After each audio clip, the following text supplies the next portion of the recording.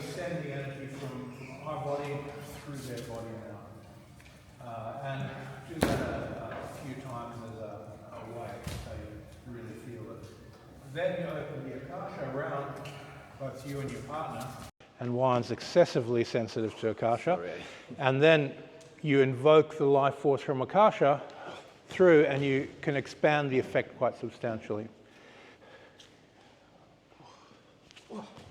And that Akashic field that you're drawing energy into the pattern from, it's less of a wave and more of an opening the pattern from Akasha. And then switch backwards and forwards, do a few as a wave. Can I demonstrate it in you? A little bit, thanks, Juan.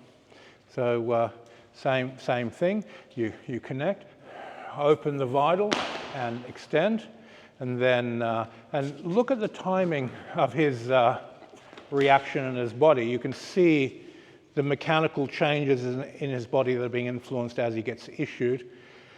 And then as soon as you switch into the Akasha and then out of the Akasha, the timing's different in his body. Everything's happening more at once when he gets issued.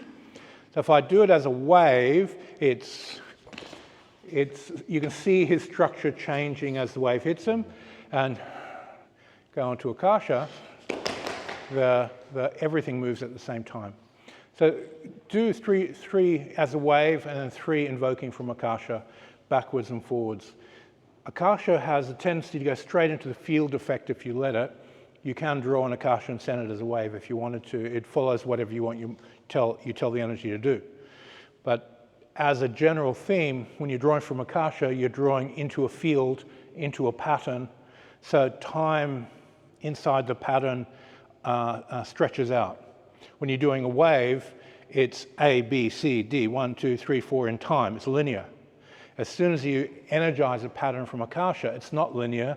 So time overlaps and the effects and reactions in your partner's body will change. And be sensitive to watching how your partner responds to the energy when you pull something out of Akasha versus just sending it directly as a wave. And going backwards and forwards, that contrast allows you to get better at both. If you didn't have a contrast between two things, thank you.